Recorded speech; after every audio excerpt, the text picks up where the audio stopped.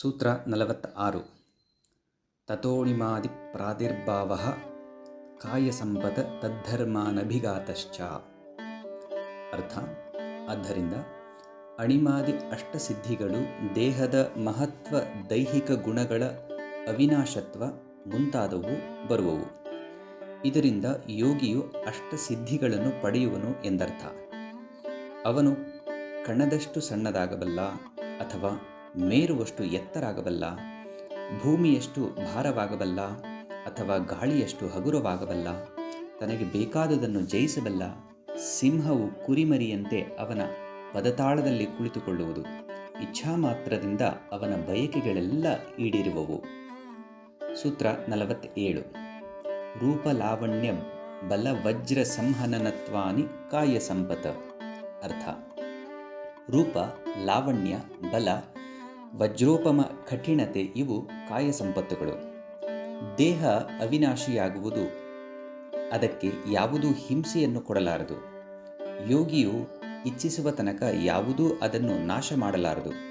ಕಾಲವೆಂಬ ದಂಡವನ್ನು ಭಂಗಿಸಿ ಈ ದೇಹದಲ್ಲಿ ವಾಸಿಸುತ್ತಾನೆ. ಅಂತಹ ಯೋಗಿಗೆ ರೋಗ, ಸಾವು, ವ್ಯಥೆಗಳು ಇನ್ನೂ ಇಲ್ಲ ಎಂದು ವೇದದಲ್ಲಿ ಸಾರಿದೆ. ಸೂತ್ರ 48.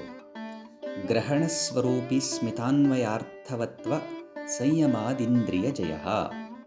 ಅರ್ಥ: ವಸ್ತುತ್ವ, ವಿಷಯಗಳನ್ನು ಬೆಳಗುವ ಇಂದ್ರಿಯಗಳ ಶಕ್ತಿ, ಅಹಂಕಾರ ಮತ್ತು ಅವುಗಳಲ್ಲಿರುವ ಗುಣಗಳು ಹಾಗೂ ಅವುಗಳ ಅರ್ಥವತ್ವದ ಮೇಲೆ ಕ್ರಮೇಣ ಸಂಯಮ ಮಾಡುವುದರಿಂದ ಇಂದ್ರಿಯ ನಿಗ್ರಹ ಲಭಿಸುವುದು.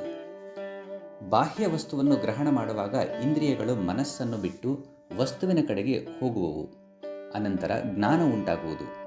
ಈ ಕ್ರಿಯೆಯ ಹಿಂದೆ ಅಹಂಕಾರ ಇದ್ದೇ ಇರುತ್ತದೆ.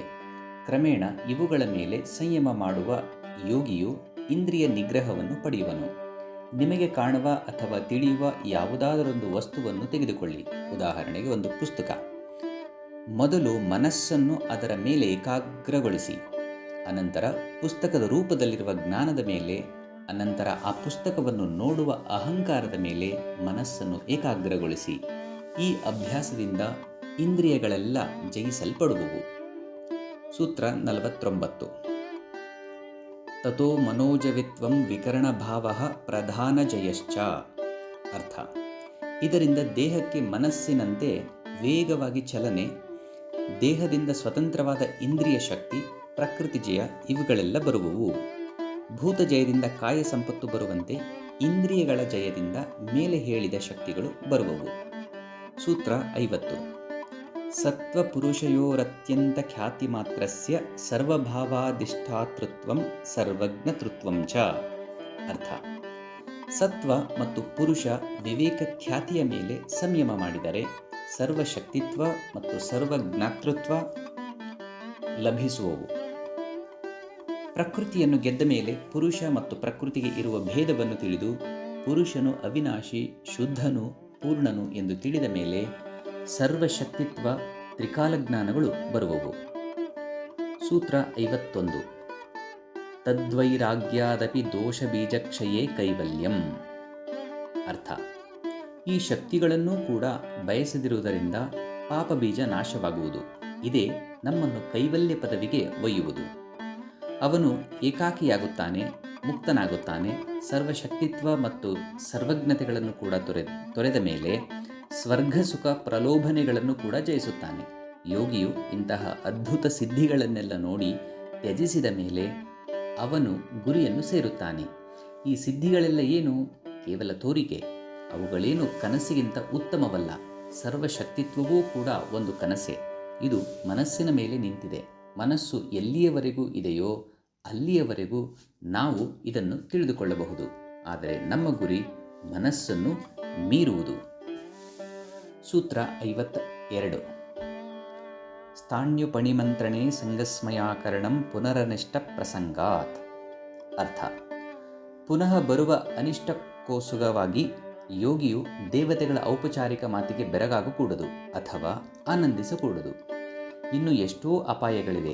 ದೇವತೆಗಳು ಮತ್ತು ಇನ್ನೂ ಇತರ ವ್ಯಕ್ತಿಗಳು ಯೋಗಿಯನ್ನು ಪ್ರಲೋಭಿಸಲು ಬರುವರು. ಯಾರು ಪರಿಪೂರ್ಣ ಸಿದ್ಧರಾಗ ಕೂಡದೆಂಬ ಅವರ ಬಯಕೆ. ನಮ್ಮಂತೆಯೇ ಅವರೂ ಅಸೂಯಾಪರರು. ಕೆಲವು ವೇಳೆ ನಮಗಿಂತ ಕೀಳು. ತಮ್ಮ ಸ್ಥಾನಚ್ಯುತಿಯ ಅಂಜಿಕೆ ಅವರಿಗೆ ಬಹಳ. ಮುಕ್ತಿಯನ್ನು ಪಡೆಯದ ಯೋಗಿಗಳು ಸತ್ತರೆ ದೇವತೆಗಳಾಗುತ್ತಾರೆ. ನೇರವಾದ ಹಾದಿಯನ್ನು ಬಿಟ್ಟು ಯಾವುದಾದರೂ ಪಕ್ಕದ ಹಾದಿಯನ್ನು ಹಿಡಿದು ಈ ಸಿದ್ಧಿಗಳನ್ನು ಪಡೆಯುತ್ತಾರೆ. ಆಗ ಅವರು ಪುನಃ ಹುಟ್ಟಬೇಕಾಗುತ್ತದೆ. ಈ ಪ್ರಲೋಭನೆಗಳನ್ನು ತಡೆಯುವಷ್ಟು ಯಾರು ಶಕ್ತರಾಗಿರುವರೋ ಅವರು ನೇರವಾಗಿ ಗುರು ಸೇರಿ ಮುಕ್ತರಾಗುತ್ತಾರೆ. ಸೂತ್ರ 53. ಕ್ಷಣತತ್ಕ್ರಮಯೋ ಸಂಯಮಾದ್ವಿವೇಕಜಂ ಜ್ಞಾನಂ. ಅರ್ಥ: ಒಂದು ಕ್ಷಣಕಾಲದ ಮೇಲೆ ಅದರ ಹಿಂದೆ ಮತ್ತು ಮುಂದೆ ಸಂಯಮ ಮಾಡುವುದರಿಂದ ವಿವೇಕ ಬರುವುದು. ದೇವತೆಗಳು, ಸ್ವರ್ಗ ಮತ್ತು ಸಿದ್ಧಿಗಳಿಂದ ನಾವು ಹೇಗೆ ತಪ್ಪಿಸಿಕೊಳ್ಳುವುದು? ವಿವೇಕದಿಂದ ಒಳ್ಳೆಯದಾವುದು ಕೆಟ್ಟದಾವುದು ಎಂಬುದನ್ನು ತಿಳಿದುಕೊಳ್ಳುವುದರಿಂದ.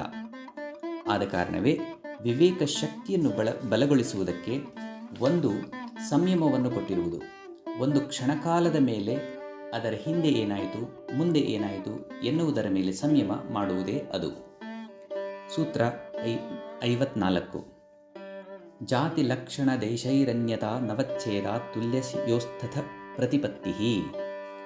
ಜಾತಿ, ಲಕ್ಷಣ, ದೇಶ ಇವುಗಳಿಂದ ಯಾವುದನ್ನು ವಿಮರ್ಶಿಸಲಾರವೋ ಅವುಗಳನ್ನು ಕೂಡ ಈ ಸಂಯಮವು ವಿಮರ್ಶಿಸುವುದು. ನಾವು ಅನುಭವಿಸುವ ದುಃಖವು ಅಜ್ಞಾನದಿಂದ ಬರುವುದು. ಅದಕ್ಕೆ ಕಾರಣ ನಿತ್ಯಾನಿತ್ಯ ವಸ್ತು ವಿವೇಕವಲ್ಲದಿರುವುದು. ನಾವೆಲ್ಲರೂ ಕೆಟ್ಟದ್ದನ್ನು ಒಳ್ಳೆಯದೆಂದು, ಕನಸನ್ನು ಸತ್ಯವೆಂದು ಭ್ರಮಿಸುತ್ತೇವೆ. ಆತ್ಮನೊಂದೇ ಸತ್ಯ, ನಾವು ಅದನ್ನು ಮರೆತಿರುವುದು. ದೇಹವು ಒಂದು ಅಸತ್ಯವಾದ ಕನಸು, ನಾವೆಲ್ಲರೂ ದೇಹವೆಂದು ಭಾವಿಸುವುದು. ಈ ಅವಿವೇಕವೇ ನಮ್ಮ ದುಃಖಕ್ಕೆ ಕಾರಣ. ಇದು ಅಜ್ಞಾನದಿಂದ ಬರುವುದು. ವಿವೇಕ ಬಂದಾಗ ನಮಗೆ ಶಕ್ತಿ ಬರುವುದು. ಆಗ ಮಾತ್ರ ದೇಹ, ಸ್ವರ್ಗ, ದೇವತೆಗಳು ಎಂಬ ಭಾವನೆಯನ್ನು ದೂರ ಮಾಡಬಹುದು. ಜಾತಿ, ಲಕ್ಷಣ, ದೇಶಗಳಿಂದ ಒಂದು ವಸ್ತುವನ್ನು ಪ್ರತ್ಯೇಕಿಸುವುದರಿಂದ ಅಜ್ಞಾನ ಹುಟ್ಟುವುದು. ಉದಾಹರಣೆಗೆ, ಒಂದು ಹಸುವನ್ನು ತೆಗೆದುಕೊಳ್ಳಿ. ಹಸುವು ಜಾತಿಯಲ್ಲಿ ನಾಯಿಗಿಂತ ಬೇರೆಯಾಗಿದೆ. ಹಸುವಿನಲ್ಲೂ ಒಂದು ಹಸುವನ್ನು ಬೇರೆ ಹಸುವಿನಿಂದ ಹೇಗೆ ಬೇರ್ಪಡಿಸುತ್ತೇವೆ? ಲಕ್ಷಣದಿಂದ. ಎರಡು ವಸ್ತುಗಳು ಒಂದೇ ಸಮನಾಗಿದ್ದರೆ ಅವುಗಳ ವ್ಯತ್ಯಾಸದಿಂದ ಅವನ್ನು ಬೇರ್ಪಡಿಸಬಹುದು. ವಸ್ತುಗಳು ಮಿಶ್ರವಾಗಿ ಹೋಗಿ ಲಕ್ಷಣಗಳಿಂದ ಕೂಡ ನಾವು ಇದನ್ನು ಬೇರ್ಪಡಿಸದೇ ಇರುವಾಗ ಮೇಲೆ ಹೇಳಿದ ಅಭ್ಯಾಸದಿಂದ ಪಡೆದ ವಿವೇಕ ಅವುಗಳನ್ನು ವಿಂಗಡಿಸುವ ಕೌಶಲ್ಯವನ್ನು ಕೊಡುವುದು. ಪುರುಷನು ಶುದ್ಧನು, ಪೂರ್ಣನು, ಆತನೊಬ್ಬನೇ ಪ್ರಪಂಚದಲ್ಲಿರುವ ಏಕವಸ್ತು ಯೋಗಿಗಳ ಪರಮ ಸಿದ್ಧಾಂತ ಇದರ ಮೇಲೆ ನಿಂತಿದೆ. ದೇಹ ಮತ್ತು ಮನಸ್ಸುಗಳು ಸಂಯೋಗಗಳು, ಆದರೂ ಕೂಡ ಅವುಗಳೊಂದಿಗೆ ನಾವು ತಾಧ್ಯಾತ್ಮ ಭಾವವನ್ನು ತಾಳುತ್ತೇವೆ. ಅವುಗಳ ಪ್ರತ್ಯೇಕತೆ ಇಲ್ಲದಂತೆ ಆಗಿದೆ. ಅದೇ ದೊಡ್ಡ ತಪ್ಪು. ವಿವೇಕವು ಬಂದ ಮೇಲೆ ಪ್ರಪಂಚದಲ್ಲಿ ಶಾರೀರಿಕ ಮತ್ತು ಮಾನಸಿಕ ವಸ್ತುಗಳೆಲ್ಲವೂ ಕೂಡ ಸಂಯೋಗಗಳಾಗಿ ಕಾಣುವು. ಆದ ಕಾರಣ ಅವುಗಳು ಪುರುಷನಲ್ಲ. ಸೂತ್ರ 55. ತಾರಕಂ ಸರ್ವ ವಿಷಯಂ ಸರ್ವಥಾ ವಿಷಯಮಕ್ರಮಂ ಚೇತಿ ವಿವೇಕಜಂ ಜ್ಞಾನಂ. ಅರ್ಥ: ಎಲ್ಲ ವಸ್ತುಗಳನ್ನು ಅವುಗಳ ಎಲ್ಲ ಸ್ಥಿತಿಯಲ್ಲಿಯೂ ಒಂದೇ ಸಲ ತನ್ನ ಅಧೀನಕ್ಕೆ ತರುವುದೇ ಕಾಪಾಡುವ ವಿವೇಕ ಜ್ಞಾನ. ಕಾಪಾಡುವುದು ಏಕೆಂದರೆ ಈ ಜ್ಞಾನವು ಯೋಗಿಯನ್ನು ಜನನ ಮರಣಗಳ ಸಾಗರವನ್ನು ದಾಟಿಸುತ್ತದೆ. ಸೂಕ್ಷ್ಮ ಮತ್ತು ಸ್ಥೂಲದಿಂದ ಕೂಡಿರುವ ಎಲ್ಲ ಪ್ರಕೃತಿಯು ಜ್ಞಾನದ ಅಧೀನದಲ್ಲಿರುವುದು. ಈ ಜ್ಞಾನ ಗ್ರಹಣ ಕ್ರಿಯೆಯಲ್ಲಿ ಒಂದು ಅನುಕ್ರಮವಿಲ್ಲ. ಏಕಕಾಲದಲ್ಲಿ ಅದು ಎಲ್ಲವನ್ನೂ ಗ್ರಹಿಸುತ್ತದೆ. ಸೂತ್ರ 56. ಸತ್ವಪುರುಷಯೋ ಶುದ್ಧಿ ಸಾಮ್ಯೆ ಕೈವಲ್ಯಮಿತಿ. ಅರ್ಥ: ಸತ್ವ ಮತ್ತು ಪುರುಷನಲ್ಲಿ ಶುದ್ಧಿ ಸಾಮ್ಯವಿರುವುದರಿಂದ ಕೈವಲ್ಯ ಪದವಿ ಬರುವುದು.